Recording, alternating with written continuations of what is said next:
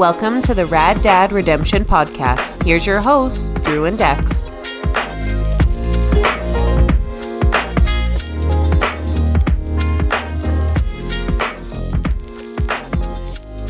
All right, we're back in the lab. Hi, everybody. Hi, friends. This is the quickest turnaround. We've actually, in a number of months, have not got back in the studio with this degree of frequency. We're really getting after it. You know, it's I want this to be my career. And so far it's actively costing me money, but we're going to turn that corner any day now. Yeah, how's the website doing? How's our t-shirt sales? We are still at 0 sales. Okay. Yeah. Okay. What about the sponsorship deals? Also at $0. Okay. Yeah. Room to grow. Yeah. And then if you factor, we've talked about this before. If you factor in like the cost of the chili from the chili contest, we're way behind. We're in the negatives. We're not going to be in the black for some time. At the rate we're going, it may never happen. Well, quite literally. Hey, cheers to us. Cheers. Thanks. I see you brought in some refreshing Hubtown beer. Yes, Hubtown, the place in Okotoks to get your beers. Maybe they'll sponsor us. Yeah, I'm really hoping they're listening. Okay? I hopefully they're okay with that. Really good, the place to get your beers. Yeah, I wrote that. That's all me. Yeah, well, that's a work in progress. Okotoks. There are a number of things to do here. Yeah. Do you remember that one? I do remember. It was on like national news. Because it's so fucking lame. It was on the fucking, you go on the C train and be like, Okotoks, it absolutely sucks here. You know? Like, who is in charge of that? There's a number of things. That's one of those things, if you've, like, anybody that works in a corporate job, if you've ever had like a meeting with like a bunch of people around a table and you're like all this? like Such as this? Yeah, like this, but with more people, and you're all trying to come to an agreement that makes everybody happy, you just end up with the most watered down bullshit, right? Like, instead of somebody saying like, here's what we're doing, it's like you're all trying to massage this idea, and then you end up with, there's a number of things to do in Okotoks. The most washed out one, right? Yeah. Or if you let someone vote on it, they're going to just, go full anarchist and vote the silliest thing in. Bodie McBoatface. Yeah. I know I've told this story before, maybe on the podcast, but we tried to redo our logo at school, and we got the kids to like submit drawings. Okay, your drawing could be the new logo for the school. And then we were like also going to tie it in with a new saying. We're going to have a new motto and a new logo. And the drawing that won, so we're the Colts, nice little horse. Mm-hmm. The drawing that won was like a 5XL morbidly obese horse, just like the fattest caricature of a horse. And then the slogan that won the student vote was bigger is better. I mean, those go together well. I thought it was rad, but it was the same thing. Like, everyone in the staff meeting post competition was like, well, no, we're not. We're absolutely not doing that. Okay, it's not a fat camp, it's a junior high. I was in. Yeah. Well, you know what? We're not alone today. No, it's we've been bantering and it sounds like we're just the two of us, but we're back on the guest train. We have a guest. Are you playing a guest jingle? What is that? No, I was going to turn on. Oh, bring him in. Bring him in. Let him out of the box. All right. Introducing for the first time in studio, Craig Bassett. Craig, what's up, dude? Hey, man, not much. Thanks for having me, guys. Appreciate it. Now, I feel like we need to, because like people are going to be like, who's Craig? Like they're Googling his name right now. He is a kidney stone expert. Yes. From Southern Alberta. Accurate. Which was the topic of conversation prior to us getting on air. Did you know, Craig, that the reason we have a urology, is that it? Did I say it right? I think that's right. Yeah. The Southern Alberta Institute of Urology. It's here because of our water content, our hard water. I did not know that. No fucking way. Okay, Craig told me that. Craig provided that fact 5 minutes ago. He's definitely a man of wonders and great little tidbits like that. Craig, welcome to the show. Thanks, man. Appreciate it. Yeah. And how we met Craig, for context, is at the Hubtown amateur stand-up showdown. Yeah. Amateur comedy, not amateur. It was an amateur showdown. It implies that porn. Yeah. There was a lot of porn talk. There was porn. But no, the amateur stand-up comedy showdown that happened on February 1st. Yep. Next one's coming up on March 1st. Yep. Just if anybody's listening and wants to come out and watch or try it for yourself. But yeah, we met Craig there. You were doing stand-up. I was. And that was your first go, right? That was my first go ever, unless you count like 30 seconds where my buddy's guitar string broke 2 weeks prior, and it was just awkward dead space on stage for him. And he was like, dude, I need you. Just do something. So I did like half of one of those jokes and got like a couple laughs out of the 9 people in the audience. And then he was like, oh, I'm good. Get off. Yeah. That's okay. Fucking jump it right in. That was one of my questions. Like, what was the antithesis? Is that the word I'm looking for? Like, no, that is definitely not the word I'm looking for. What was the prologue? Inflection point? What was the moment in time that you were like, I want to do comedy? And it was that, like, at the show, when you got a little star in your eyes, and you're like, there's something fucking here. It actually is so much deeper than that. Yeah, it goes back literally decades. Okay, well, let's pause then. All right, we're gonna get to that one. Who is Craig Pylon Bassett? Yeah. Tell us a bit about yourself. So the pylon thing, man, that's we use that name at the comedy thing for me, and like in I said in my act, it's very much a workplace thing, but. Yeah, it depends who's using it. Can come off kind of derogatory. Oh shit! Sorry. No, you're good. I thought it was that's only in work. Outside of work, people just don't really know what to do with it. They're like, is your last name Pylon? Like, how did you get this?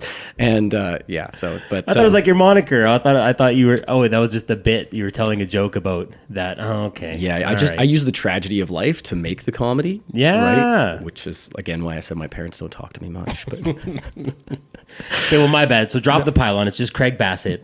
Sure. We're not doing nicknames yet. Could you imagine if you blew up and that's stuck with you? I would own forever. it. I would absolutely own it, man. Okay. Yeah, that's not an issue. I mean, it's recognizable. It's marketable. Absolutely. It's more marketable than the place to get your beers. Hey, are you talking about Hubtown? That's the place to get your beers in Okotoks. Right? There's a number of things to do here, including getting beers at Hubtown. They're a brewery. Yeah, fuck yeah. I'm going to sauce those out the whole time just to see what sticks. Hubtown, suck my ass. Come get wasted at Hubtown. They wouldn't like that one either. Okay. They got to promote... Drink responsibly at Hubtown. Yeah, I always love in beer commercials at the end when they have like that little like fine print at the very bottom. Everybody's partying, like having a great time, and it's like, please drink responsibly. And it's like, you just depicted many scenarios where people are not drinking responsibly. The last Bud Light commercial with Post Malone and Shane Gillis, there's 18 coolers connected together, and they don't even say like how many beers is in this. They're like, it's enough to party or whatever the shit. And they're like, all right, drink responsibly. I'm like, no way. There's 400 beers There's there. 400 beers. I know what this is about. That thing was like 12 coolers long. Yeah, you've seen it. Yes.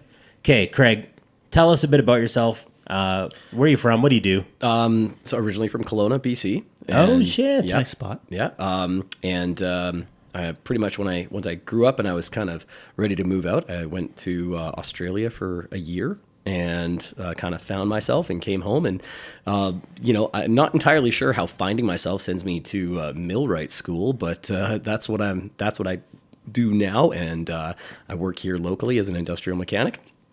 And I'm 40. I got a 9-year-old daughter, and just living the best life in frozen bald prairie as I can. Yeah, Kelowna to Okotoks, especially in this weather, that's a bit of a transition.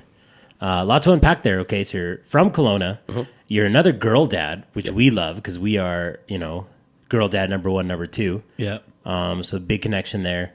And then you said you went to Australia and found yourself. Yeah, I mean, it's kind of hard not to when you're 21 years old and you go gallivanting around a foreign country like that, right? Yeah. But it was awesome. Spent a lot of time on the Great Barrier Reef.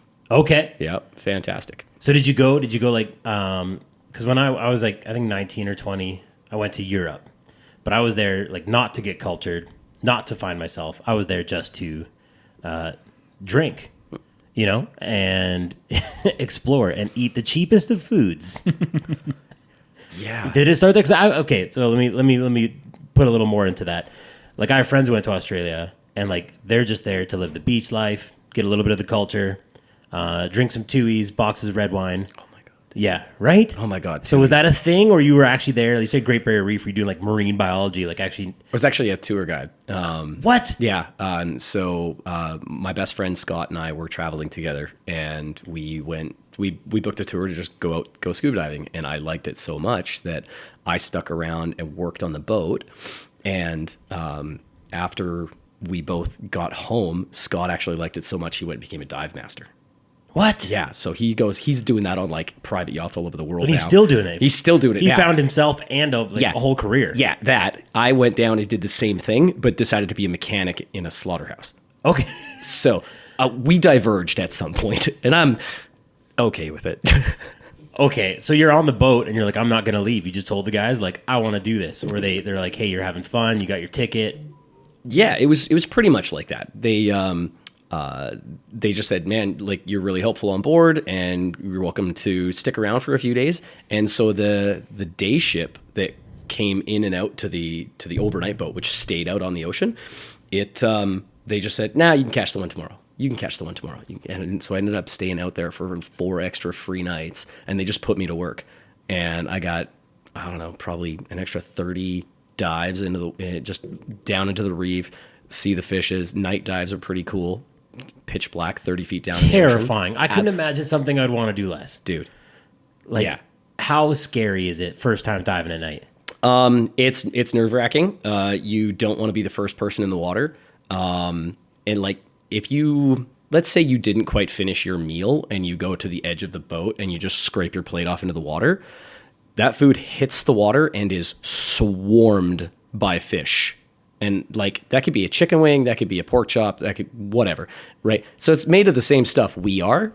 And so that's a little concerning. And these aren't even sharks. There's not even, right?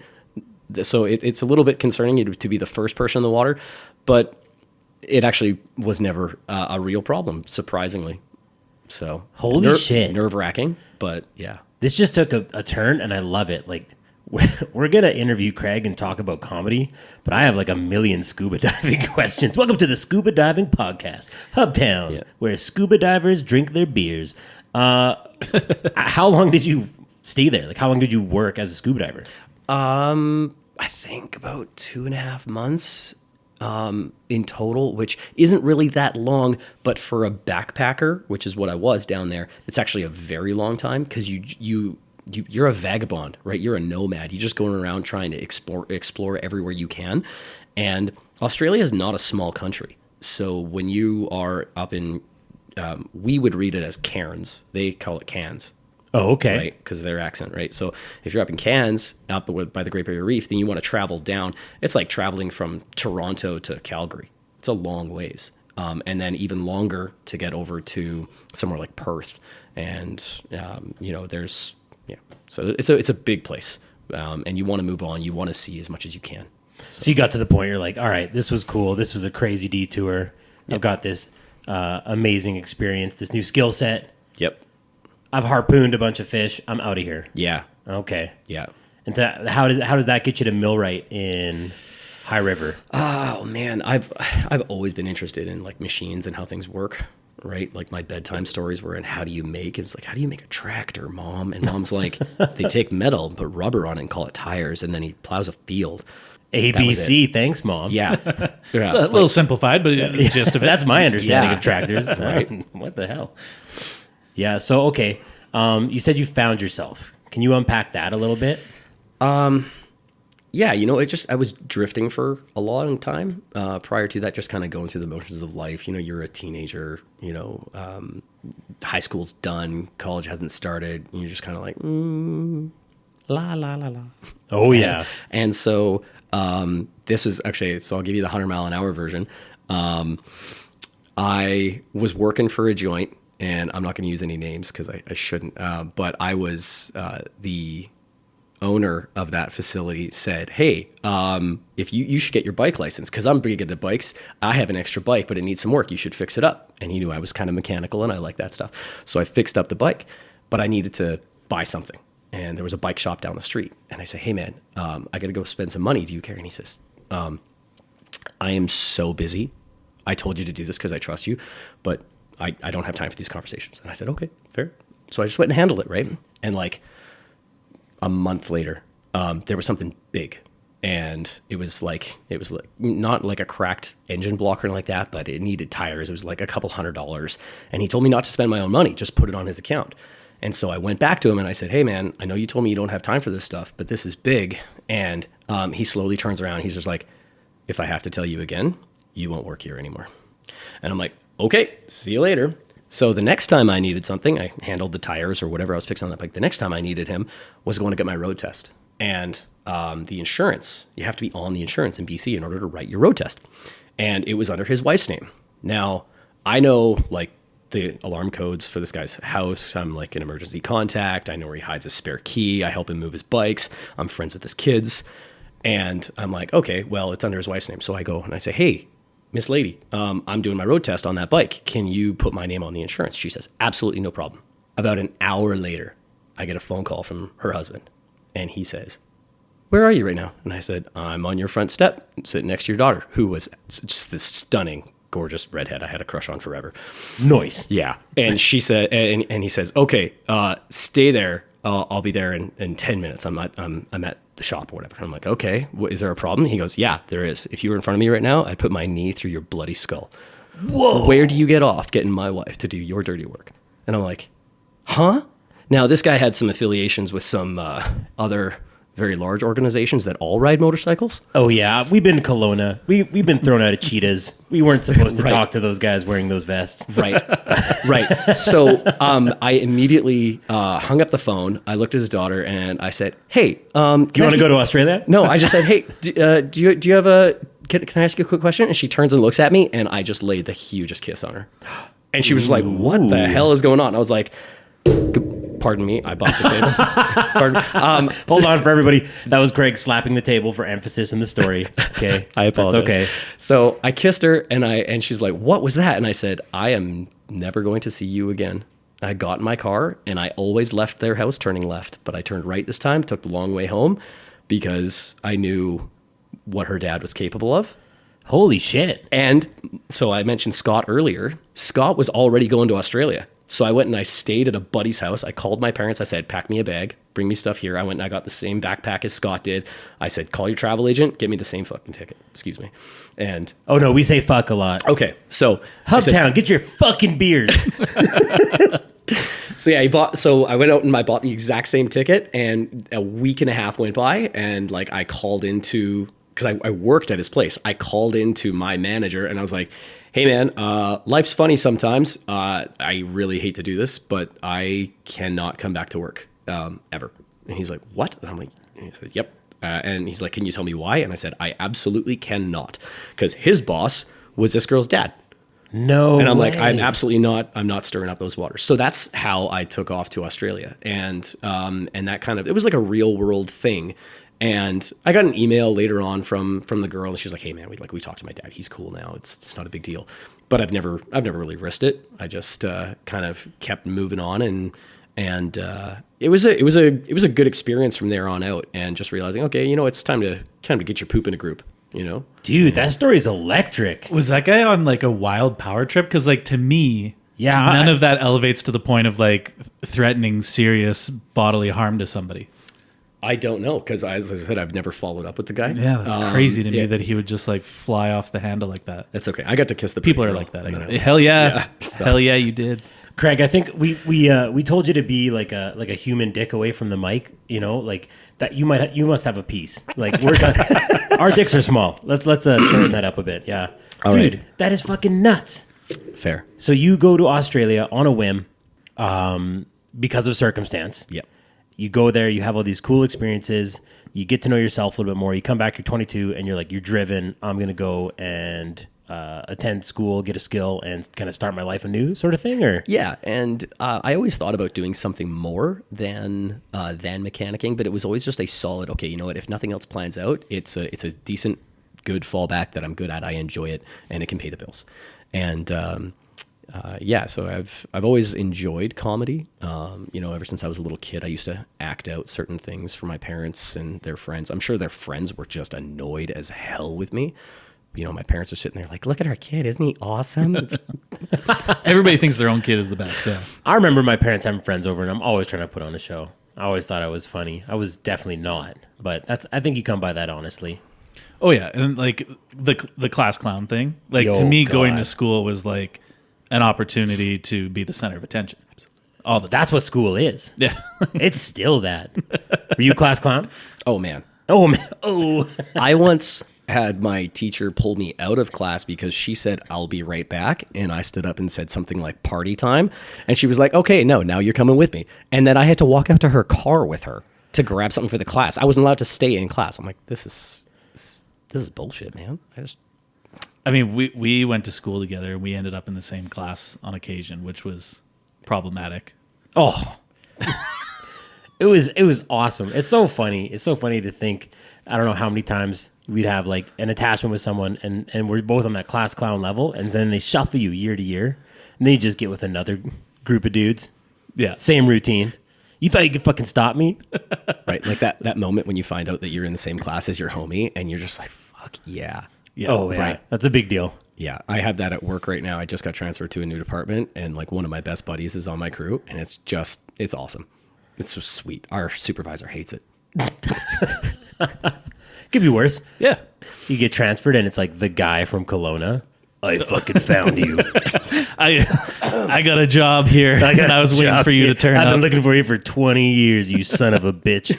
You smooched my daughter. Oh, man. Okay, so you've always been into comedy. You're to quote you got your poop in a group. Okay, when other than this show, where you had to fill some space.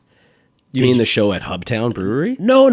The string that we talked about that on air, right? Like your buddy was he's playing a show. You had to get up there, tell some jokes. Like what was I don't know why I can't think of the fucking word. I want to say Genesis. The moment. Genesis is a good one. Okay, sure. How did you decide? I want to do this, and I'm going to sign up for this Hubtown comedy show and meet Drew and Dex and become best friends and move back to Kelowna and kill this motherfucker. With kind words. With kind words. Sorry, I went off there. No. But how did this all happen? So, man, I really connected with movies like The Mask and Ace Ventura with Jim Carrey. He was like my guy. Big physical comedy, yeah. And so it just killed me when I was a kid. I thought it was so funny. And so I would start acting out scenes from The Mask for my parents. And it was like large portions of the movie. Like almost the whole thing. There was at one point where I could quote the whole thing. You're doing a whole one-man play. Yeah, of The Mask. that's it, man. If this was a one-man show, like I wish that the Halloween costumes back then had the mask, or if I had thought about it, maybe that would have been awesome. But it doesn't matter. You wear your winter coat over top of it, anyways, don't you? So. Oh yeah, that's clutch. So, anyways, I've always kind of enjoyed it, and I've actually had it in the back of my mind for years, just to start writing some things down.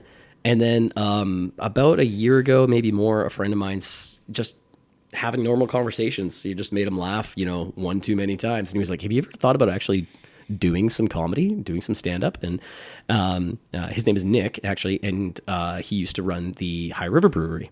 And okay. So because he had a venue, he said, if you put together a set and it's funny, then you can be an opener for somebody else when I put on some show here. And he used to have musicians come down. He had guys like Wheatus, the band Wheatus, come down. And yeah. So Teenage Dirtbag? Absolutely. So this really got me thinking about, how would I actually even kind of get into it? And all of a sudden, here's this golden ticket of somebody who's just offering me stage time. And so I started writing things down, and that's where most of that set came from that you guys heard at Hubtown the other day. So, and since then I've added a little bit to it, and I've lost some stuff that I thought maybe didn't quite get the laughs I wanted. And it's just been a long, slow journey of kind of, there's other things that go on in life where you kind of get sidetracked off of your goals and your path. But that's pretty much it in a nutshell, man. Dex, Yo, what's that like? Like, I mean, have we ever heard your story? Like, when did you want to get into it?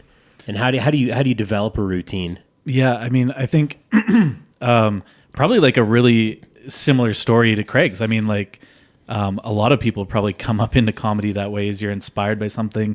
I mean, for me, if I had to pick a movie, like you picked The Mask, right? If I had to pick a movie that I can say like that's where I derived so much of my humor from. Sheldon Kennedy stories, CBC Gems. Yeah. Also, Anchorman. Okay, yeah, that one's good. I still vividly remember going to see that with my good buddy Brad, and I think there's a few other people that went. But I just remember and I think Brad is one of the funniest friends that we have, right?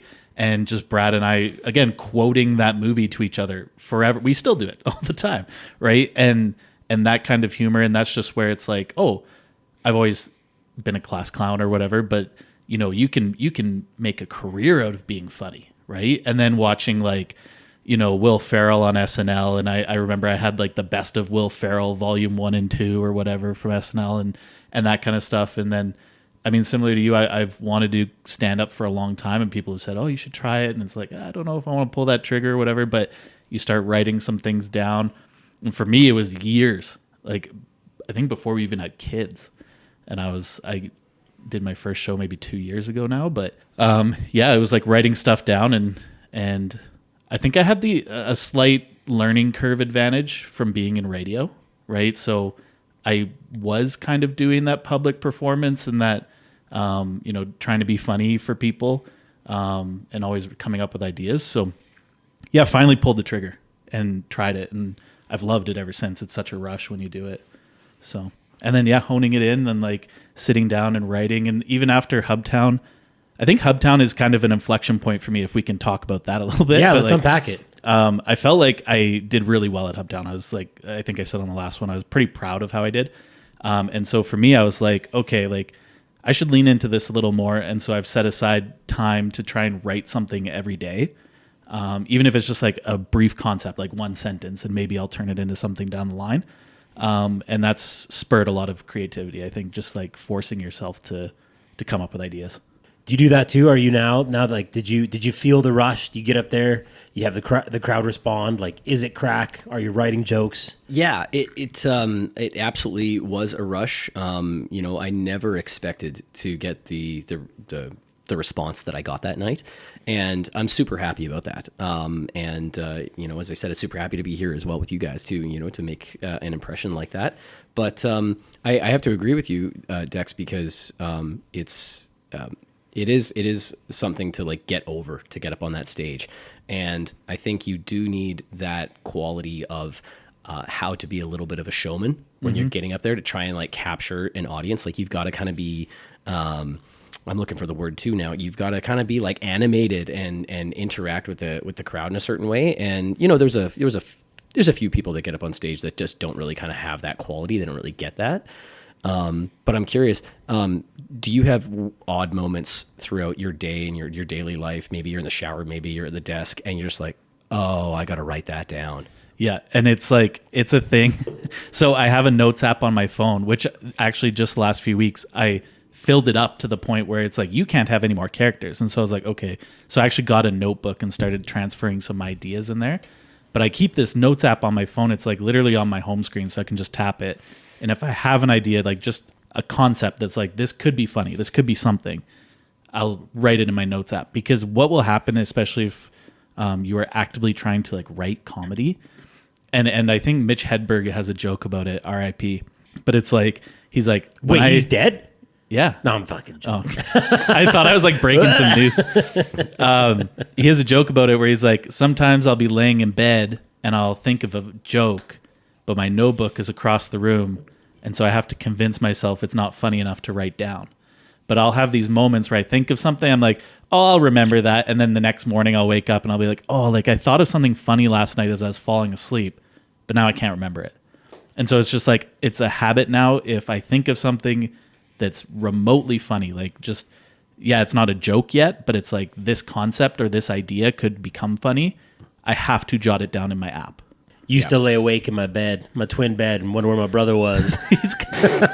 Mitch Hedberg is like the king of one-liners. And I, everybody's got their different comedy styles. Like I'm a long storyteller. Like when I do a 5-minute set, it could be one story, right? That takes up that whole 5 minutes.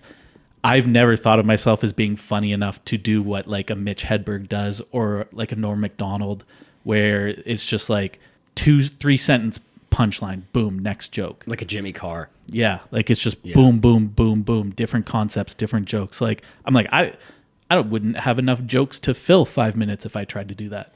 You nailed something, and it's been on my mind. On our last episode, we were unpacking the show, and Dex put the question to me. He's like, are you going to go up and do a set? And I think about it all the time.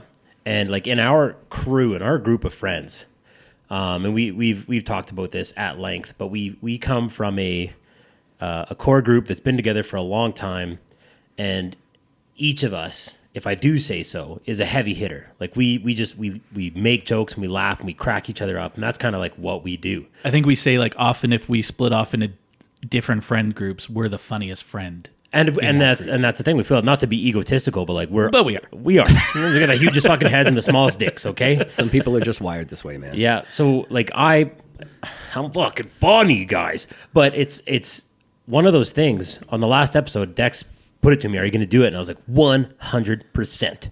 And I wrote a bunch of stuff down, and I often do the same thing. I write down bits. I think they're hilarious. I kill myself laughing.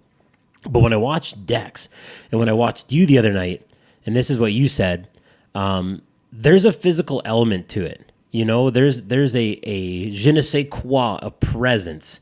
And when Dex tells his jokes, he's very animated. You know, he holds the mic in the right position. He uses the mic as a prop. He often acts out, like pantomimes his comedy. And there's like a big presence there. And I can get really caught up watching him and thinking like, well, I'm part of the crew. I'm the funny guy too. I want to do that as well, and I'll crush it. But it's not like it's false confidence. It's bravado, because when I watch Dex and when I watched you, Craig, like there's something going on there that's not just standing up there and telling jokes. Like I've written down a million jokes, but that delivery, that fucking timing, how you act on stage. Like there was another dude at that show. You know, his jokes were okay. They were fine, but he fucking got up, and his first move was to like kick it on the couch behind him, and he laid out, and immediately I was like, oh, you just drained your own set. Like no one wants to like sit. We're not in the fucking garage smoking hookah. Yeah. Okay, like that's not this vibe. You're up there, you're performing a little bit, right? Also just to state the obvious, it's is it sit down comedy? Yeah, honestly, right? Yeah, It's stand up. Yeah. Well, and like that was a bold move. I was like, huh. it was a bold move. One thing that they always say, like if you go into like any beginner's comedy class or you watch a YouTube video on how to be a stand-up comedian, one of the first things they'll say is like, when you get up there, grab that mic stand and move it back into the side so that it's not in your way. Unless there are some comedians who leave the mic on the mic stand and sometimes use it as a bit of a prop. Yeah, Quidditch jokes, dick jokes. Right? Big dick jokes. Yeah. Big, long, skinny dick jokes. Yeah. Come to Hubtown, get your big dick jokes. But that one's gonna stick. So when he did that, first of all, he left the mic stand up front, and he laid down on the couch. And to me, there's so much distraction happening because nobody is thinking about your jokes so much. They're like, well, he's laying on the couch, right? And the mic stand is I gotta look around the mic stand. I gotta look around the mic stand. You're laying on the couch. It's just like you want to eliminate all layers of like what could possibly distract people from like you being funny and getting laughs. So is it a cognitive effort? And that's what I guess I'll summarize my rambling stream of consciousness. You guys just do it naturally. Like, is that something that you kind of like, hey, I'm doing this, and when I get up, I feel like that's how I talk, that's how I deliver? Or are you guys really thinking about it? I have to come up here, I have to be physical. I don't think it's so much of a conscious thing. I think it's just kind of like, this is the story I'm telling, and it's kind of like, you know, imagine if you were actually a spilly talker and you're talking with your hands, you're moving them around, you're just trying to like get your buddy involved. Like, dude, man, this chick was so hot. Like, you're telling her some story from the night before. It's just kind of like that, and you're just kind of trying to get somebody to feel what you feel. And just scooting back to that dude who sat on the couch, that was so short of a set. It's like he didn't even build up to enough laughter. And I think honestly, my honest opinion is he was there for the free beer and then left because I didn't see him after his set. He did bail, which is fine. You know what? Tell two jokes though? And get a free beer. I'll do that. I'll give anybody props for having the balls to get up and tell some jokes. Fair. And yeah, there's a free beer involved, but whatever. It takes balls, and most people will never do it, right? Yeah, I'm dialing it back. I said 100%. You said yes, and now you're like 50. What are we at? There's two things. Thing number one is when I'm not shaping the future by teaching the youth. I run an outdoor adventure company. I guide fish trips, and I don't actually have a very successful company because it's new and we're getting our name out there. But towards the end of the season, I have picked up. I am getting emails. People want to go fishing, which is fantastic. And I believe the next round of the Hubtown Comedy Showdown is Saturday the 1st. Yeah, March 1st. And I have a client booking. So I conveniently will like be on the ice hosting a group, and then once they leave, like that's what I do. I take the tent down, I pack the shit up. So it is going to be hard pressed for me to get to Hubtown, even though I invited everyone and said, send us an email, we'll get a massive Rad Dad table and we're going to show out. I will be coming in hot to view you guys do your thing. So that was point one, is I actually have like a very legitimate barrier to coming and performing. I might not even make it. And then the other thing, part two, is that like, I do see Dex, and Dex and I do everything together. Like we are, honestly, I don't want to overdo it, but it's, we laugh all the time. The whole finish each other's sentences, send each other the exact same reel at the same time. Do you sleep between him and his wife or something? Honestly, kindred dumps. We do it all. We're just like, we're very, very close. When our families go on vacation together, we sleep in the tent. Yeah, together. we need a 3-bed because it's like wife, and then Drew and Dex. So we definitely like have that connection.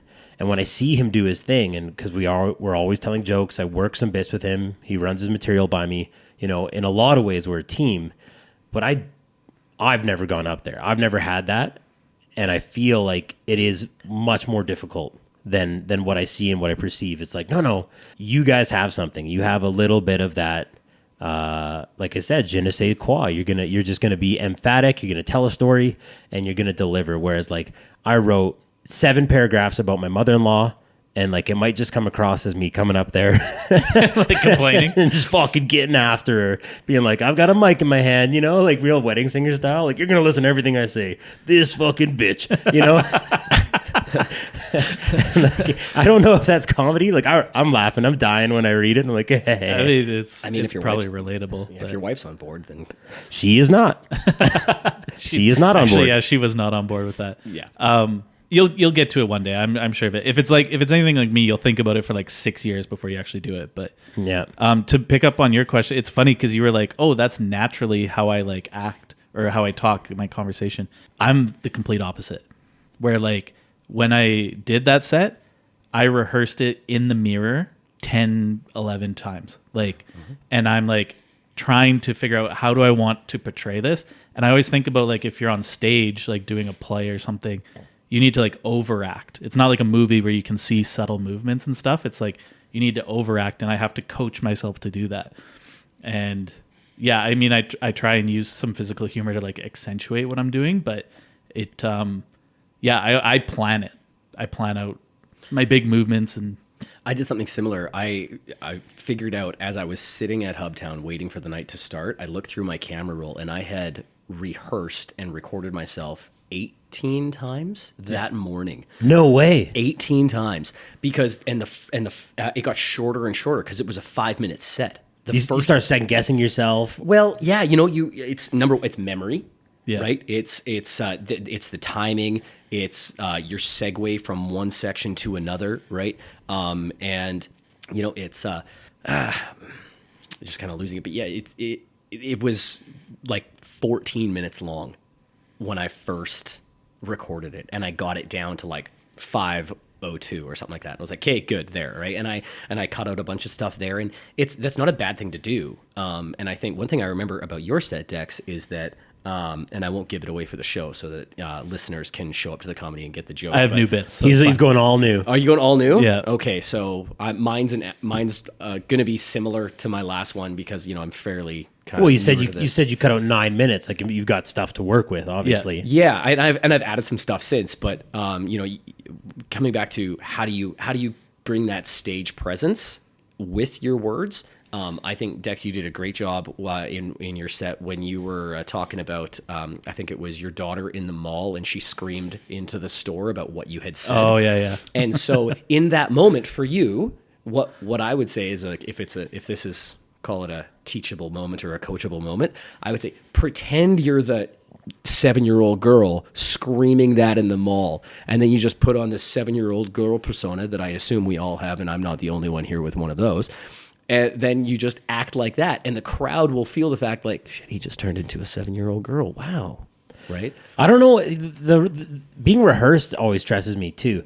Like I honestly think I'd have a better crack at it going up and improving. You know, that is when I thrive.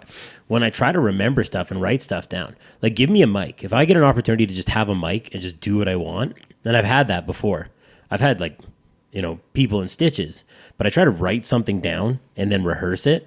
That's when I get discombobulated. Like, if I have 18 videos of me pretending to be a 7-year-old girl, like, one, I'm going to be on the CSIS watch list, but two, like, like I struggle if I get up there and I'm like, okay, this is what I was going to say and this is how I was going to do it. And that was actually a bit of it. So I wrote this whole routine, and there was a certain part where I'm quoting, and so I have to like memorize the quote, and that was stressing me out. You know, I was getting like anxiety in my basement. I'm like, I'm not fucking doing it. I can't remember that much.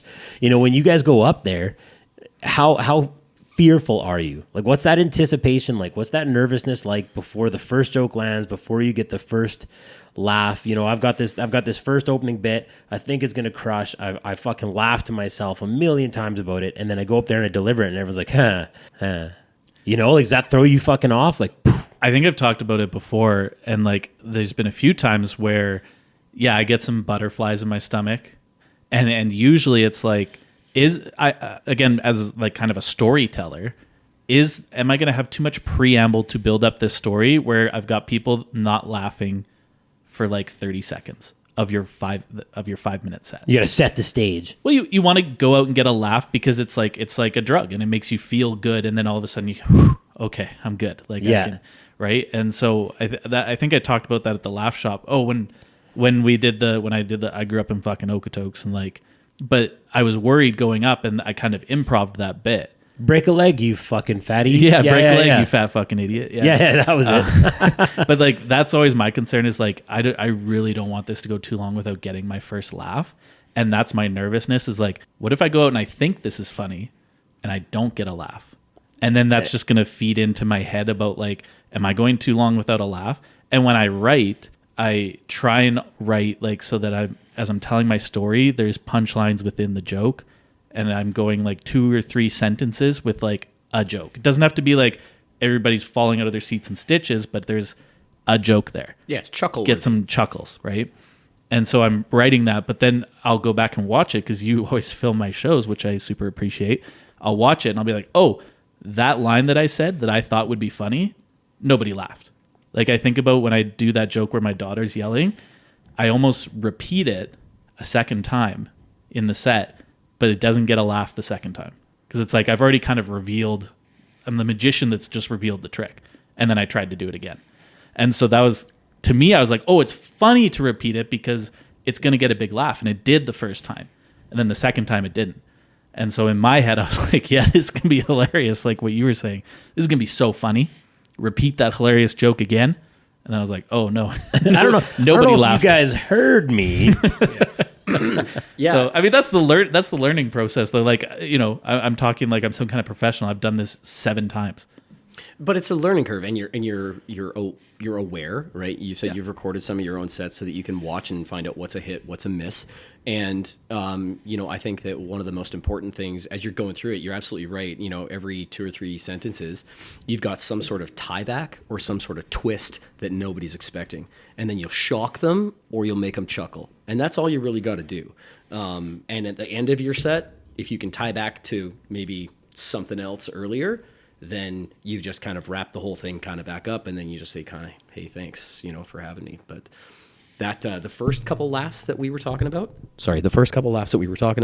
were I avoided that anxiety with my opener, which was, you know, addressing the level of disappointment you're all about to have. And I'm okay with it. So Yeah. So, okay. And in that moment right there, without even, I just said like a third of that line, and it invokes a chuckle from somebody that's already heard it. And it just kind of like tells the people like, fuck you, I don't really care what you think. I'm trying it, and you don't have the balls to do this. But at the same time, let's give it a go and see what happens. Which I think is huge too, especially at these amateur shows. Like when we go to the Laugh Factory, Laugh Shop, I should say.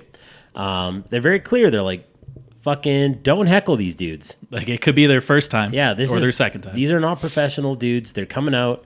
They are trying their very fucking best. You know, let's create an environment. I think Hubtown's done a good job of that.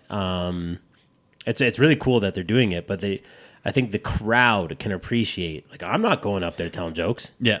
Even Big Pete, I was like, fucking yikes. But hey, good for you, man. Like, fucking hell yeah. Yeah. Do you have prepared heckle retorts? No, it would, if I got heckled, I want to say that I'd have some sick line. Absolutely not. I'd fucking melt. That would destroy me. Should I share one? Yeah, Should I yeah. share one on the air? Are you heckle prepared? I absolutely expected. Do you guys might want to come hate. like incognito and fucking heckle you guys next time? Like, I'll come in late. You might catch one of these lines. Okay. Okay, so this works. This works really, really well if it's a dude or a woman. It doesn't matter. You just say, "Sorry, sir. Please keep all pickup lines till the end." Oh, okay. It works All right. even better if it's a woman. Yeah. Yes. Works even better. You could also start with whatever they say. It doesn't matter. It could be a simple boo. It could be it could be anything. And you just say, "Would now be a bad time to tell you that I fucked your dad?" It's the redhead from Kelowna. I got him. Got him. This is all a big setup. Yeah. I mean, I appreciate that you have like heckle ready responses. Yeah, I don't know if someone's yelling. We had one show. This is what I do. Dex does it. I do it. He does it. But there was one show at the Unicorn, and like it was a hip hop show, Yeah. and it wasn't that Dex was getting heckled. It was that Half the people there were not interested in comedy. they were not there to watch a fucking comedy show. Yeah. And so people are just like having a conversation, and it's kind of one Playing of those things, darts like, and whatever. Yeah, are my jokes getting in the way of your good fucking time? Like, what the hell is going on here? And I wouldn't want to go like full Kramer, like I want to have like rehearse shit, but he rehearsed that. Yeah. I don't think you guys are going to get heckled. I think it's fully positive. This is my heckle comeback list. Shut you go. up. See, and my thing is like if somebody heckled me, which I don't think I'm doing the type of events right now that would elicit hecklers. It's bound to happen though if we keep on this. Yeah, we I keep mean, on it this probably will track. at some point. And I had no idea what I was about to expect. Yeah, So, but you're right. Absolutely. We're not swimming in those circles yet. probably not. But you never know. You get one drunk guy at Hubtown that's had way too. He's gone to Hubtown for the beers and had way too many. Yeah, come to Hubtown for the beers. Have Yeah. way too many. There's also plenty of assholes in Okotoks. Yeah, Yeah, I mean, well, there's yeah. assholes everywhere. Yeah, but I like to think that I'd be funny in a heckler situation. I'd honestly probably just be like, shut the fuck up. Like I'd be really mean. I'd just be like, I'm up here, you're not. Like, sit down, you drunk bastard. Oh, I fucked your dad. Oh man, I'm stealing that one. do it, man. You can have any of these. Here's one. I'll for find you. you guys a beer for every dad fuck you drop at the next show. That's a guarantee. So some chick heckles you or whatever does something. It's like that was spoken with all the confidence of an ugly fat chick carrying pepper spray. It's just unnecessary. Man, you're ready to get them. Yeah. I'm coming. I'm bringing Right? the heckles. Bringing the heckles. Yeah. Okay. So other than your ruthless heckle routine, like you said, one of my questions I'd written down because I'm so prepared for this episode. I always am. You come prepared. We believe you until you out yourself. Well, I have notes. What this always happens though is I write this stuff down and then we end up just kind of Shooting the shit. but we cover everything organically, and that's a better way to do it. So you said that you're refining your material. Or like what should we expect at the next Showdown?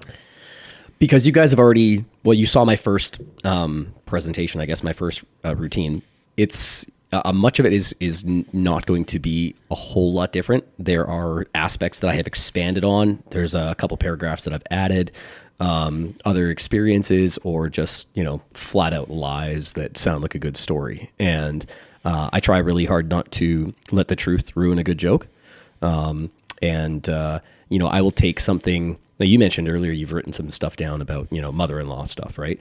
And so if I was writing down mother-in-law stuff, I would do that, but I would swap it out and make it's my brother's mother-in-law or it's my friend's mother-in-law. See, she listens to the podcast. She's going to know. Right? It's all fair, right? So, what we do is now I write you a routine and you write me a routine, and I will say your mother-in-law routine and you can say mine. Kind of a thing, right? And that way you're, plausible I'm going to deniability, send you an essay.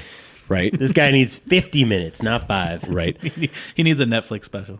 Hey, one day, man, like you said, I want this to be my career too, if I can, because if I can not go back to a slaughterhouse at some point, that would be tops. Yeah, so you're working as a millwright at the slaughterhouse. That's right. There's got to be some comedy there. Oh man.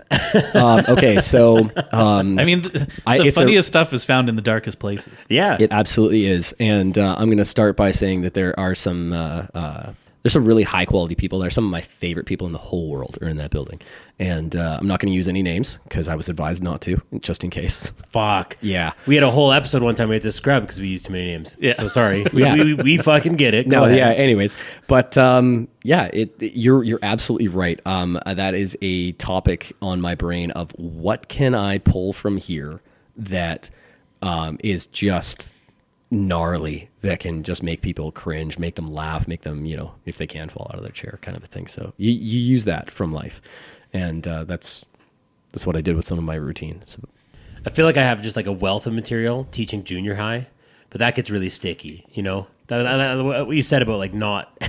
So here's an example. Saying this one kid. Don't talk about kids and being sticky at the same time. That'll get you in trouble. Yeah, see, that's an issue too, right? As soon as you bring kids up, you're like, yeah. Especially if they're not your kids. Yeah. That's the best part. Yeah. You don't have to deal with the emotional trauma. Someone's going to listen to the podcast. Someone's going to see the show, and they're going to be like, that he's describing my kid. I know he is. I also think He's about not like using their names, incorporating my job sometimes, but I do objectively have like one of the most boring jobs in the world. And like, I try and think of funny things for my job, and I'm like, there's just nothing really happening here. Like the only funny thing I can think about, and this is at a bank I used to work at. There was this old like vagrant, like this drunk that walked around downtown, and one day he walks in, he goes right past everybody, and he goes right to the back off, like the boardroom of the bank, and everybody's like, what the fuck is going on with this guy? Like usually he's coming to take out $20 in cash to go buy a bottle, not to diminish the issues that he was going through. But anyway, he goes back, and our manager's like, what the fuck? And like goes to the back, and he's like pants around his ankles, having like a piss in the boardroom, in the corner of the boardroom. This happened? This is a real thing? Oh yeah. Wow. Oh, cool. And I'm like, I'd be willing to tell that story because I no longer work at that bank. But then it's also like, how do you build into that? And you're just telling a story about a drunk guy taking a piss. Ultimately, what's the ending? She like screams at him, and he like turns around. He's so drunk, he like thought he was in like a Tim Hortons bathroom. Yes. And he's just like, what? And like, of course, like this poor lady sees this old guy with his dick in his hand, like pissing all over the place. And then like, of course, because it's a bank and it's like, we've got health and safety standards. They had to like call in like a hazmat team to like clean up this guy's piss. It was pretty funny. Like afterwards. Yeah, that's fucking awesome. Yeah. They ended up installing a gate before like you could go to the back offices.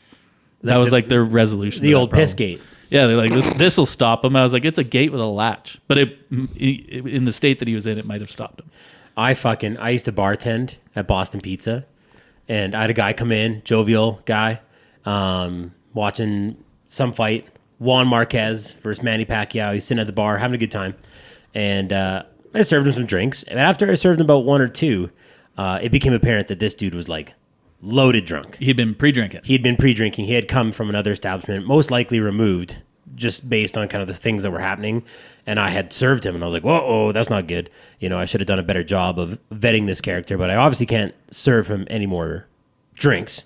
But I have to now take care of this guy. Like, he's coming here to our establishment. I've served him. He cannot be in public, right? We don't have a piss gate. We don't have that technology. I have to safeguard this person. So I was like, I'm going to call him a cab. I'm going to call him a fucking cab and get out of here. So I call this dude a cab. And this is at Chinook Center. So the Boston Pizza is like in the mall. So I walk him around to the front of Chinook Center. Cab comes up.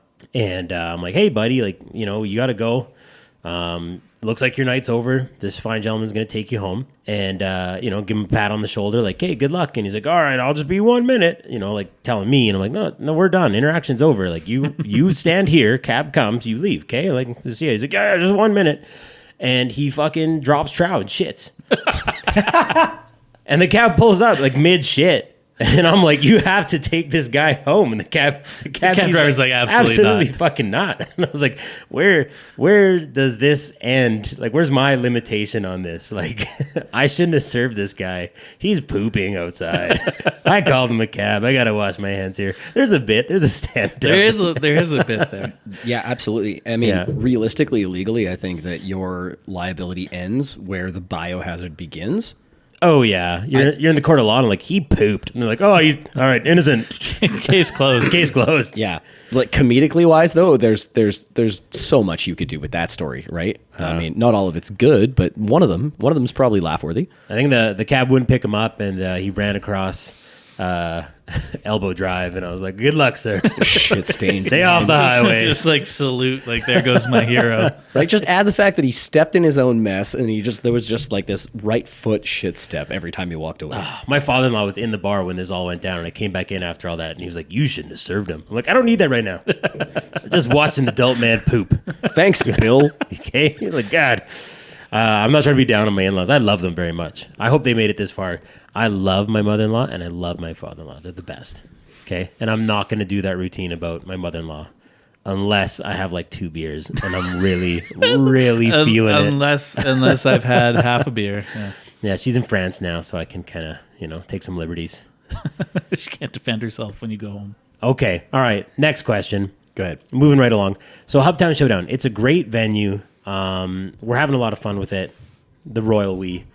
Now that you've had your time in the limelight, you've met us, and you're going to go up again. Are you going to start exploring opportunities to maybe do open mics elsewhere? Are you looking for that? Like, where's that? Yeah, absolutely. So another fact that I didn't mention is I only figured out the Hubtown competition was happening because of a coworker of mine, and he was our MC there that night. His name is Jeff. Okay. And so that was the last and final spark that I needed to be like, you know what? I have a routine. I just lost my venue. Like I said earlier, my buddy, he doesn't run that other brewery anymore. So I said, okay, well, what the hell have I got to lose, right? And so Jeff got me in there, and he does some other routines elsewhere. And so he is involved a little bit up at Yuck Yucks, and there's an amateur night at it's at the Hotel Laugh the Laugh Shop. The Laugh Shop, thank you. Hotel Blackfoot. Yeah. So and then there was one at a travel lodge on McLeod Trail for a long time. Mm-hmm. I don't know if it's still there or whichever, but if they have amateur nights, I'm absolutely interested in going up and just exploring that and see what happens. Get your name out there, and I think that if I can perform as well as I did at Hubtown here 2 weeks ago, that I'm probably not going to be the funniest guy there. I think you rocked that. You were absolutely the funniest guy there that night. Thank you. And if I did that well, then they'd say, Craig, you're in the middle of the pack somewhere, and we'd like you to come back. As long as you don't bomb or show up late or a no-show, then I think I'll be okay. That Laugh Shop one's great. They're so professional, and if you can get in, they do such a good job. Maybe we should check out Yuck Yucks. I know that's always been one. And I've wanted to check out Modern Love too. Yeah, that's a cool venue. That's really cool. Yeah. Shouting out Dex. That's very kind of you. I was wondering. That was actually one of my sillier questions. I was like, what's the rivalry that we're going to establish here? Is this going to be like a Drake v. Kendrick thing? Like, are you going to go up there and like maybe just go after Dex? Absolutely. Yeah. Yes. Cut me down. Yeah. There's going to be no friendly banter whatsoever. Forget your heckler list, like your Dex list. Just get up there. Just point me out. So I went on this shitty fucking podcast the other day. Right? The Bad Dad Redemption. Oh, shit. Yeah. I think for me, it's like You got to start beef. Well, no, not with Craig. I'm just saying, get up there. That's always a funny hit. I think there's a few things. Like, one is getting stage time can be hard, so that's why I'm super thankful for us having this in Okotoks. Is like just getting to practice and do that is pretty cool without having to drive into Calgary. And then of course a lot of those places are really popular. Like the few times I've been on Laugh Shop, it's like you email them and they'll get back to you with a date that could be like a month out or even more than that, right? And I assume it's probably the same for the other big shows. But so it's nice to have some time. So I'm just like I'm enjoying that, and then and getting to practice. And where was I going with this? I've totally lost my train of thought. I'm a stand-up. Improv, baby. And then round it out. Oh well, you mentioned Jeff, who was emceeing the show and kind of put everything together, and did an awesome job, especially for his first time emceeing a show. Like that's a kind of a big thing to throw on your plate. And it's funny, like it's a small community. The comedy community is a small community. So like I randomly met Jeff like 2 years ago when I first went on. He did a set at the Laugh Shop. Yeah. It was also his first time going out at the Laugh Shop. So I think I went on right after him or something, or maybe 2 spots after him. But it was funny because he saw me and he's like, "Oh, like I remember you." And you'll see the same people often at these things. So it's like it is a kind of a tight community, and you get to know people. And some people run their own shows, and I've been invited to some of those shows and stuff. And like it's a good way to build connections. And so that's really how I'm looking at it. Like, yeah, there's a competition aspect to it, but for me, it's like the stage time is the most valuable part of it all. Absolutely. And I got that in spades. Like Jeff let me come up 3 times. Like that's 3 times at the Laugh Shop. That I basically tripled my experience in one night, right? Like that's And longer sets too. Yeah. Yeah. Hell yeah. Longer sets, and you still killed it on the second round. So, like, props to you, man. Thanks. Really. Yeah. Fuck, I had a thought there for a second, but I lost it. Sorry. That's okay. I'm going to jump in because Go like ahead. I think what we're accomplishing right here, and this is important, you know, Dex and I have chatted about this forever because this has been on our radar for a while, but there isn't really a scene here, you know? There's a scene in Calgary, obviously, and we're dipping our feet. Dex is dipping his feet. But it's great to have you on the podcast and like make these connections. Like it is a small world, you know. That was a big part of saying, hey, we got to get Craig on. We got to start hanging out because if we're all invested in this venture and we're all connected, like we will find opportunities to come up and tell jokes. Like I think, you know, is there a scene in High River? Are there other guys doing it over there? Like we could. I don't want to poach anything from Hubtown. They're doing a good job. But kind of when this ends, we kind of like got to Noah's Ark this shit. Like we got to Field of Dreams this shit. Like create those opportunities for people to come out and tell jokes and develop that scene, stay close. Yeah. Yeah. Yeah, and I think like obviously I hope it's hugely successful for Hubtown and they want to keep doing it and providing that space because there's 2 aspects to it, right? One is like obviously it's their business and it's a business venture for them and they need to sell some beer and make some money, right? Like and so it needs to be successful beyond 1 or 2 dates, right? And hopefully they keep doing that. But again, like, you know, once a month, can there be another venue that hosts an event? Like, can there be enough of a comedy community to support multiple local events? And people from Calgary will eventually come out to these, right? People want stage time. And you could have had a bunch of it at that first night, right? Like, I think Jeff, when I was talking to him, he's like, we had 9 people sign up and only 4 showed up, including himself. Yeah. No, 5 including himself. But so, you know, he had 9 sign up, which is already like kind of a small list for a 3-hour show. And then only half of them actually made it out. And to your point, people coming down from Calgary, you're saying is a likely opportunity. One of the people that signed up was from Red Deer, but the weather was crap, so he didn't make the drive. Oh, fair. So absolutely, they will come down from Calgary. They'll come up from Lethbridge if they want to.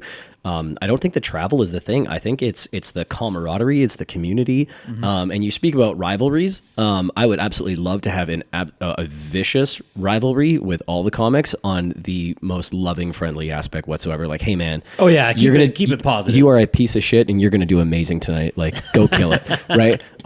And just hype somebody up like that. And that's my level of rivalry. Like, I would absolutely love if somebody was like, you know, say, to shoot a name out there, Ryan Long's like, hey Dex, I want you to be my opener. I'd be so happy for him, right? There's no like competition, like actual competition there. It's more like, dude, that's at Bravo, right? That's where I come from. Yeah. Things like that. So you know, Jeff, is that Red Deer guy coming, or are there more people? Do you have any insight for the next Showdown? I actually don't. I have no more insight. I believe that Jeff is still emceeing, but we work together, right? So we see each other regularly. But other than him, you're the other comic I've run into lately. So Yeah. Well- Hopefully a few more people come out. But ultimately, like, yeah, if it's the same crew that keeps coming out, then hopefully we got like some good camaraderie and it can be a regular thing. I just hope that it's a fresh crowd for me because my material is only grown so much from the last time, and so some of it's going to be repetition. And I don't know. Like, I know that it's normal to take a set and modify it a little bit, and you know, if somebody was on tour, it's probably the same show, you know, across multiple cities, but this is the same city. Yeah. I wouldn't think about Like that Seinfeld style, just doing it over and over. Well, hopefully more people come out, right? Hopefully more people, yeah, like a slightly different crowd. But I know a few of those people are Hubtown regulars that like to support everything Hubtown does. I don't think too many people would get hung up on the fact that you're working your shit, because it is an amateur comedy event, and that's kind of the whole point of doing these types of events, is to work on your set. And you know, that the second joke that I did is the first joke that I ever did, right? Like that was what I did my first night at the Laugh Shop, and obviously I'd reworked it a few times. But yeah, it was, you know, you work some things, and anybody who's seen me before knew that joke. I mean, maybe I changed it up slightly, but they knew that joke. I don't think anybody held it against me or anything like that. So yeah, no, you're there to work your stuff, and I like to write new bits. And I was telling Drew, I thought of a bit last weekend while I was doing my writing that you said is the funniest thing you've ever written. I quite literally think it's the funniest thing I've ever written, and I'm just so ready, like in the back of my head, for it to fall flat on its face. Okay, there's an angle. To be like I'm going out like, okay, so I thought of this joke in my head, and I'm like kind of, and it was also serendipitous in the sense that I thought of this concept, and immediately the joke was just boom, here, okay, I'm doing wrote it. itself. It was like going through my head, like, and I was like, this is crazy. Like, you're just free flowing. Oh, it was just coming to me, and I was like, it felt so natural. And then I got to the punchline, which, again, if we're getting to it, like, it's big physical comedy punchline. And I was like, literally just thinking about it. I was literally keeled over in my kitchen, gasping for air. I was like, this is the funniest thing I've ever written. Like, this is the funniest joke I've ever come up with. And my wife walks down the stairs, and she's like, what the fuck is your problem? What's going on? She's like, what are here? you fucking doing? How dare you be happy? Well, I'm like leaned. Well, she thought I was like sick or something, because I'm like leaned on my knees with my elbow on the kitchen table, like gas. I'm like, I like couldn't breathe. I thought I was so funny, which is like pathetic at the same time. And she thinks you just got a Cheeto laws in your fucking she's like, esophagus. eat less.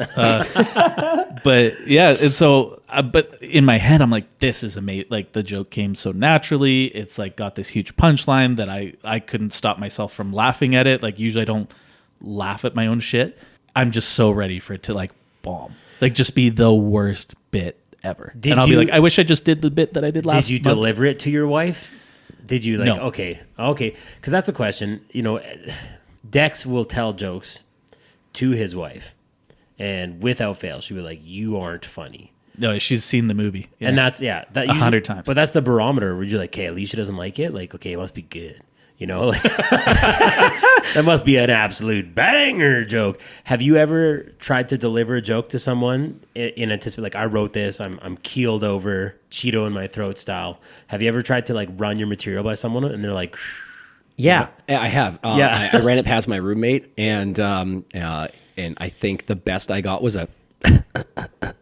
yeah. And I'm like, well, you're really dishing out on the emotion here for me. Thanks, Yeah. pal. Isn't that weird though to like just like do your set to like one dude though? Like it doesn't satisfy it. It's weird. not the move. Yeah, like I said earlier, when you've got like a crowd in front of you, you're trying to engage with them. It's so much different when you're trying to be animated like that. When I was sharing part of my set with Brad, my roommate, he was, I was driving my truck and he was in the passenger seat. Right, so I can't like emote and do what I want to do and kind of and do that. But I tried it in front of some coworkers, and a couple of them were like, "Yeah, good." And I ran some of it past Jeff before work, and he was like, "Oh, good," right? But it's still not the reaction from the crowd. Like it's never a big laugh from the people you're testing it with. Yeah, so you need that time on mic. I've said this to you a few times, because you're like, especially my first and second time going up, you're like, you want to run it by me. And I was like, I really don't. And it's because like saying a joke to one person. I'm just trying to get involved. Well, but just saying a joke to one person outside of the context of a comedy show is like weird. It's a little, even if they have the context that you're doing this as stand-up. Whereas, yeah, when you've got a crowd that is sitting there and they're engaged and they're there explicitly for comedy, it's like a totally different dynamic. And it's funny, like I've said this before, like I feel way more uncomfortable previewing a joke to one person than I do saying it to 200 people at the Laugh Shop, which is weird. Like you think like, why would you feel that way? Well, let's say this, right? Say there's 200 people at the Laugh Shop and 40 of them laugh. It's huge. Who cares Huge about laugh. 160? Yeah, big laugh. Right? My wife was fucking wrong. What the fuck does she know? Fuck, that's not the first time that's Yeah, happened, hell though, yeah. right? So really, Yeah, Big Pete knows. Yeah. Shut up, Pete. Oh my goodness. Yeah, okay. That's fair. So if you're not gonna like work it, you record yourself, but you just kind of have to go with the gut feeling, right? You're just like, I think this is a hit.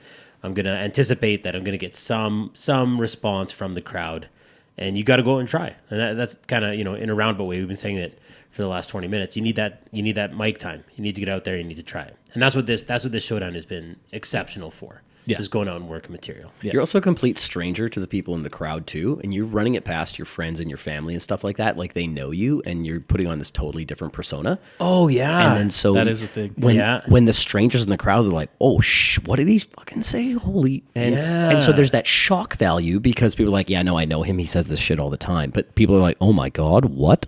Or like that didn't actually happen. Like, so my joke with my daughter yelling at the mall did not actually happen that way. My daughter did yell that one time, but it was at home and it was just me and my wife. Would you say, Craig, don't let the truth get in the way of a good joke? Exactly, right? Yeah. So that joke was, it was based on truth. And I basically took two separate situations. Like, yeah, we did have a situation where my kid had a freak out at the mall. And we did have a situation at home where my other kid said that I said the N-word. Oh, that's interesting. And I mushed them together. See, I just learned something from you two because I'm always trying, like, not that I'm like a pillar of truth. I'm certainly not. I like to exaggerate, but I have, and this actually goes right along with what we're talking about. I've written material before, but I know my dudes know the story. And I'm like, if I go up there and I like bend the rules, I tell this a little differently, I add a little this and that, I might have my bro be like, that's not what fucking happened. So, getting away, or when you're telling your wife the joke, you're telling your roommate the joke, like, those people, right? The other one that always kind of gets me is like a little bit of offside jokes. We love to toe the line. Like there was a couple years there, you couldn't say anything. Now it's kind of like, You can say something. you can say some fucking things. Look at the president of the USA. Like, you can fucking say a couple things. But you say it in front of your wife, or you say it to someone and they're like, ooh, I don't know, careful. But I loved what you said there about the anonymity. You're like, I'm here to make you fucking laugh. If you're coming to a comedy show to get educated, sorry, that is not what this is. I'm here to tell jokes. There's a bit of shock factor. I don't know you. We're not working together tomorrow. I have some shit to say. Let's go. I'm going to share one more of these heckle comebacks with you because it's on point for what you're saying. Hit me. I'm sorry. Did you fall down and scrape your knee on that joke? I apologize. Comedy's not for everyone. But if it'll help you, there's a link in my bio where you can buy some knee pads for your boo-boo. I know what else you can do while you're wearing them. Suck your dick. Right? Or if that one's too long, it's, sorry, the bar is set pretty low with my... I'm sorry, I set the bar pretty low with my humor based on my height. I don't know if you can tell. But there's a decent chance you bump your head on it. Maybe wear a helmet if you're that fragile. Yeah, there you go. Yeah, see, and I like that fact. Like, that's what the live comedy has, is you can kind of test those boundaries, right? You say some shit and you get a bunch of like, ooh, oh, you're like, okay, redirect, right? Remember, I was very concerned about my murder-suicide joke. You did phone me. You did phone me about I murder-suicide. phoned you and was like, is this like... And it killed. And you told me about that, and I was like, do it. And my wife was in the background hearing that and was like, I don't even know what joke Dex is telling you, but the fact that you're saying so emphatically that he should do it tells me that he should not do it. And then fast forward, Dex delivers the joke at Hubtown. It was a hit. It was an absolute smash. Right. And it was subtle. And to their credit, Mark and Lisa from Hubtown, I figure based on the fact that they're even doing this at all, they must be huge fans of comedy. Because, and I say that because they were having a chat with me and they were like, comedy is the one place where you can say the thing that no one else will be proud of you for saying. And if you voice it in the right way with the right inflection, you get that body language up there going. And even if you get oohs, you can get some dude out there who laughs at it afterwards because it was just so bad. And then give it about 2 or 3 seconds and you'll notice other people start laughing along too. And you're like, yeah. And I mean, even if it's not that good, I mean, even Jay Leno used to go drop a $5 bill to the cameraman when the crowd booed his joke. Remember that? Oh yeah. That was his safety net. Yeah. Right? So it's like, oh, you didn't like that, eh? Like, you were right, Bill. They didn't like that one. Yeah, here's your 5. Yeah. Yeah, absolutely. Lost that bet. Pardon me. Nah, it's okay. We like to bang our beers around. Bang our Hubtown Brewing Co. beers around. hell yeah. I didn't have a line for that one. Actually, I had a line and it was way too aggressive. It was gonna be awful. So you've got a month and a half until the third Hubtown Brewing stand-up. And so what you can do is spend that time going through your truthful comedy stuff you've written and lie like you just got caught with your hand in somebody else's pants. I am taking that to heart. I did have a whole bit. I'm not going to tell this joke, but it was about like getting caught masturbating by my wife, and Which like, is a hilarious concept in itself. it is, and and it really did happen. Like I didn't know how I was going to react in that situation, and it was like really early morning. I wasn't doing stand up in the mirror. You guys. I wasn't recording myself. I wasn't recording myself masturbating either. It wasn't like a solo male post that I was trying to get a bunch of traction. Thank you for clarifying. I was immediately proud of you and terrified. But she cracked open the bathroom door, and like my brain was like, like, what am I gonna do? What the fuck am I gonna do? And like the only move, my like natural gut instinct, like I outweigh my wife by 150 pounds. Like as that door slid open, I slammed it like Terry Tate off his linebacker, and I just laid her out. I just committed violence. I was like, there'd be nothing worse than my wife waking up and seeing me doing this in the washroom. What's better is me just like forcibly checking her into the drywall, which is also not good. I'm advocating for masturbation, advocating for violence. Yeah, that really happened. How do I make that a joke? And that's like, you go up there and it's like, oh, I gotta change that a bit. I gotta work it for the crowd. But I really hope when you do that, there's a lot of dudes out there, right, that are like, I fucking masturbate. Or wives that have caught their dude. Yeah, I don't want my wife to see me fucking. Has anybody not been caught doing that? Have you ever been caught? I'm sure I have. Oh, okay, yeah.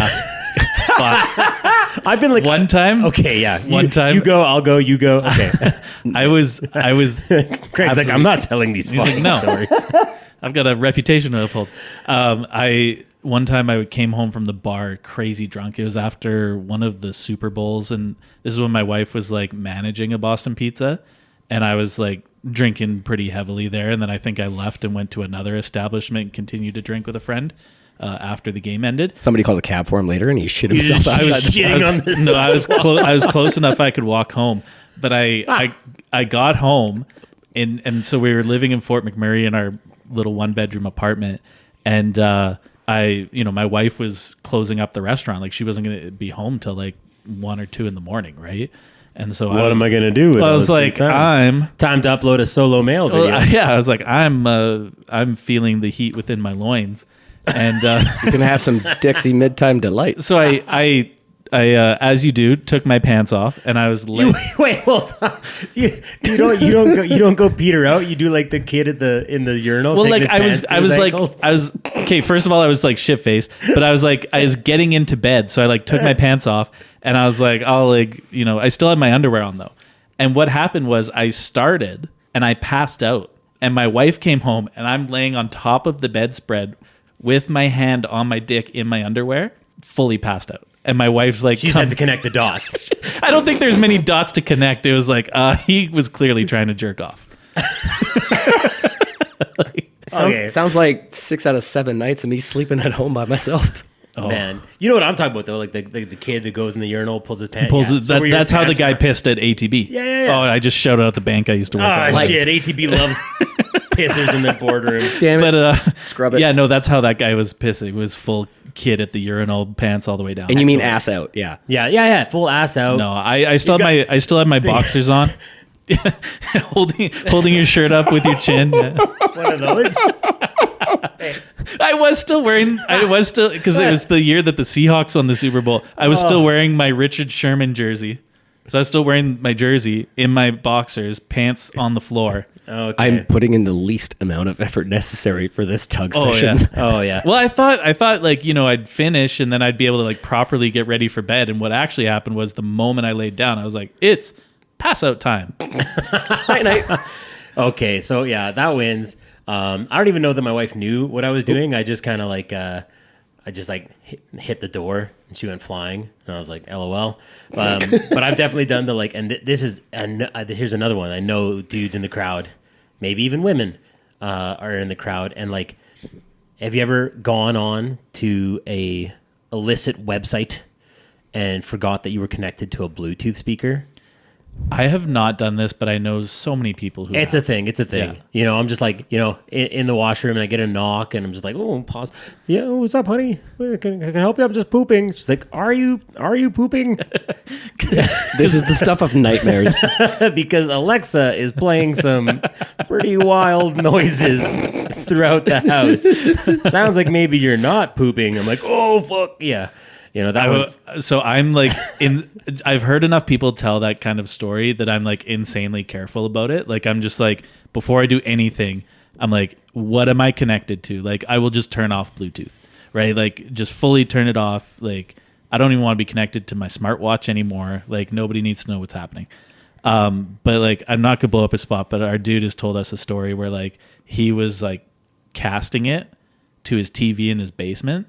Oh, yeah. But like, if you have multiple Chromecasts in your house, it will show like now playing on the bottom of your... Oh, it just comes up on the... It'll show like now playing in basement TV. It was like, dirty whore takes 4 dicks at once. And like his wife was like just sitting like reading her book and she like... That's what he told us. It was like, now playing Hoover's Solo Male.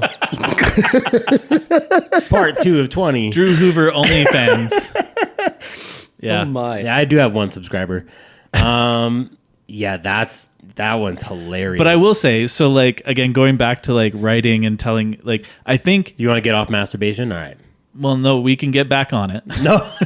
Welcome to the Masturbation Podcast. Yeah, We've all tried to quit. It just keeps happening. Oh, God. No, yeah. I've never tried to quit. Yeah, no. God, no. No, not November. I have the Yeah, same. right. I have the same relationship with jerking off as I do with nicotine. It's like, no, never gonna stop. Are you having a delicious Hub Light? Would you mind? Get in there. They're from Hubtown. Thank you so much. That's where you go to get your beer. Is Hubtown in Okotoks? Yeah, Hubtown. Come take a shit out in front of our establishment. We'll call you a taxi. We'll call you a taxi. If they don't sponsor us. Yeah. What is a sponsorship worth on this podcast? Like a 4-pack? I think it's worth a couple T-shirts. I don't know if you know any good financial planners, but that might be a good marketing plan. What is our negative value podcast worth to you? Yeah. Anyway, I think the funniest things come from truth, right? Like there has to be some sort of shared truth for people to find it funny, right? But it doesn't mean that the whole story has to be like, this has actually happened and you can go verify it for yourself. It's like, no, how do I... When I'm writing, I'm like, okay, I've got this funny thing that's partially based in truth, and maybe I'm going to mash up a few stories. But it's like, all I care about is how do I get the most miles per gallon? How do I get the most laughs per minute? Laughs per 30 seconds, whatever. That's all I care about. And like, for example, I wrote a new bit, and it's about some of the conversations that we've had ice fishing. But it's not actually one, like, I think you know which one I've done, the Smokies. Oh, yeah, God. It's not actually that conversation, but it was like a leaping off point about these just ridiculous conversations you have with your boys when you're ice fishing, which I go ice fishing once a year, right? Like, but the joke almost has to imply that I am a frequent ice fisher for it to like work, right? Yeah. And no one's doing that research. No one's laughing yeah. like, the only he doesn't person that seem like an ice angler. the only person that knows that I'm not a prolific ice fisherman is you, because you would be the one that I go with, and you haven't seen me since February of last year when I almost froze to death. You no longer have that record, by the way. For what?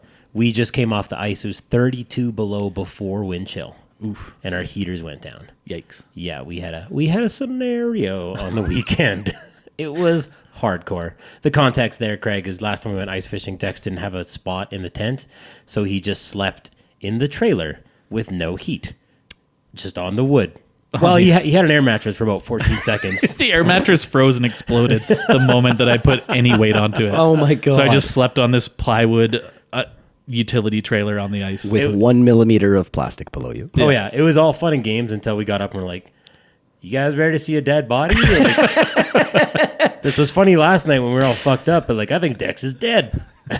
And I brought like a bunch of blankets because the sleeping bag I had was only rated to -10 and it was like -25 out. So there was like a sizable gap there. Yeah. Yeah. The numbers. No, I made it. I made it. Going back to the don't let the truth ruin a good joke thing that he was just on about is take those funny moments in your life in what you write down, and then in the conversation and your buddies where one of them says, could you imagine if that had happened on, last Thursday when everybody else was here? That would have been deadly, right? It's that level of how can I alter this true story to a, could you imagine if that happened in front of those people? Oh my God, right? And it's just, or anything like that. When next time that happens and you're like, oh, that's it. That's a set. That's where you lead off. You guys really gas me up, and I appreciate the uplift.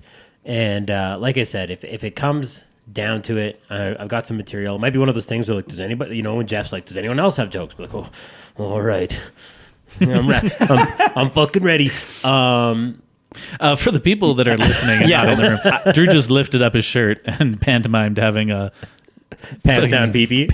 Pants down. He stared at his crotch questioningly if he should actually commit to this joke. But I also, I am waffling. That is the term. Back and forth. I kind of love my position. I really do. Because this has always been your dream. It has. We fucking kind of started a podcast. And the day we started it, we were sitting on your back deck trying to think of names. That was our first episode ever. I was like, what should we call this fucking dumpster fire? Like, what the hell?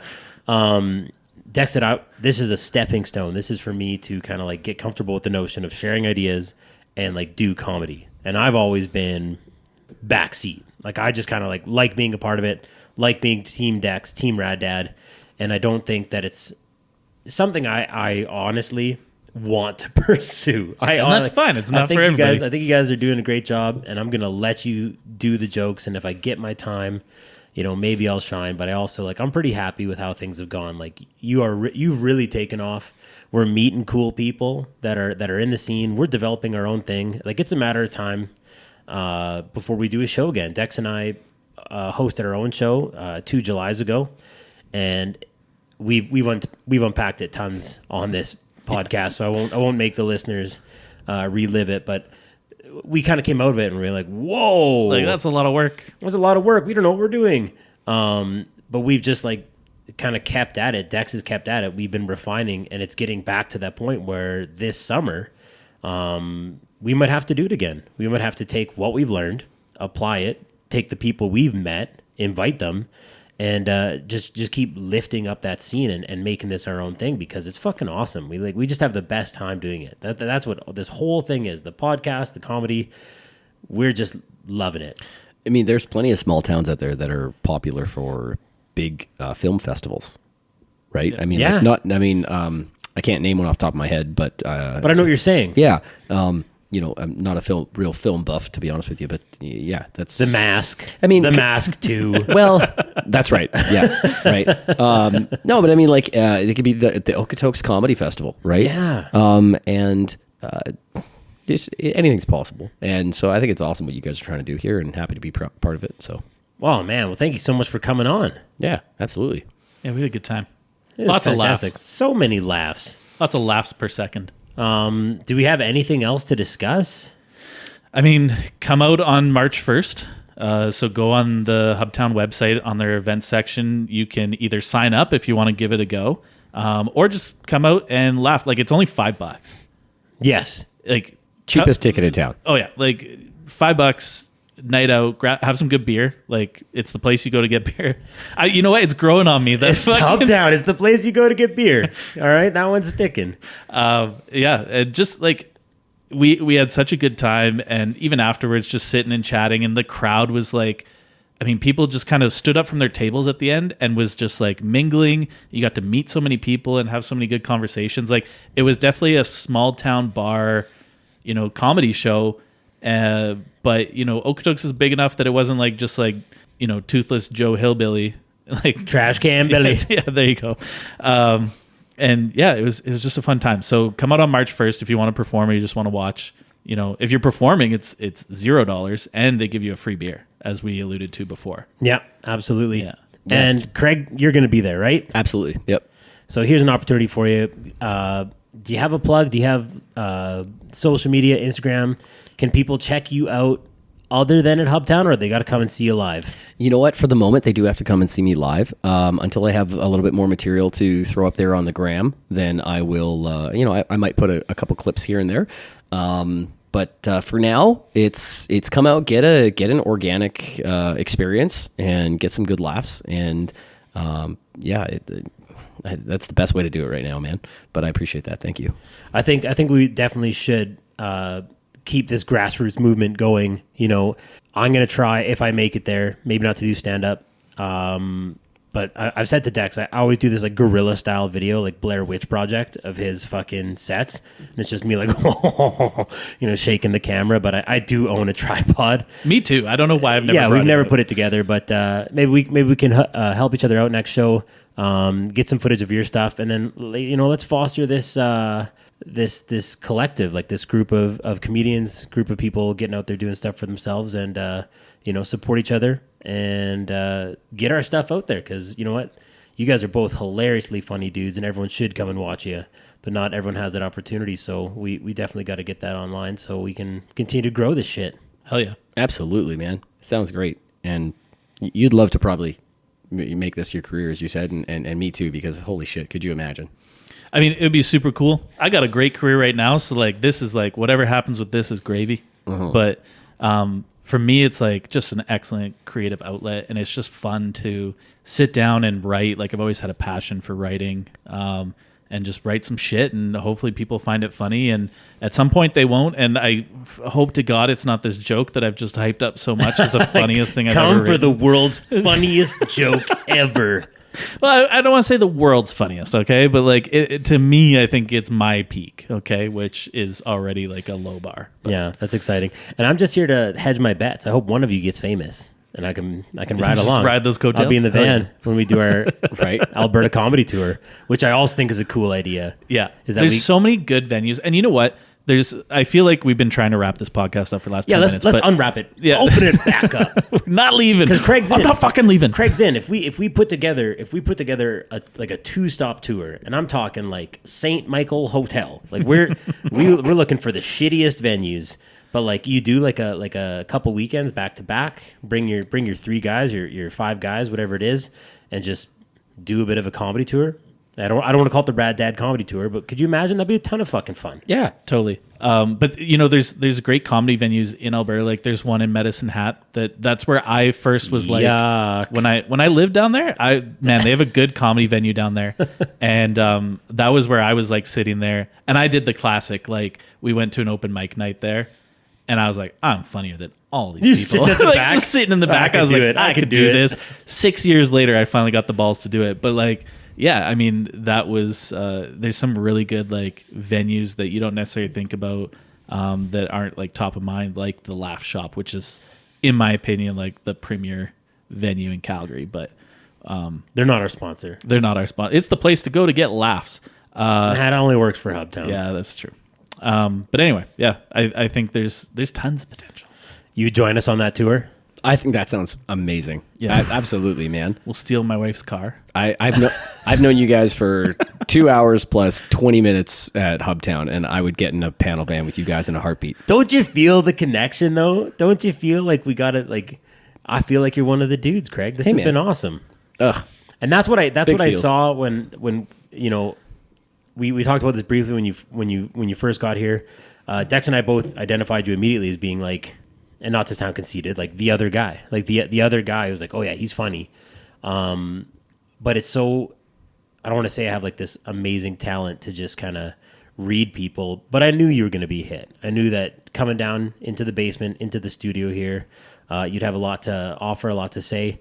I love the scuba diving. I feel like we could do a whole episode on you just telling me the spooktastic world of underwater diving. I got a couple funny stories of spooking people underwater too. It's awesome. You like pranking people? Scuba Oh diving? shit, yeah.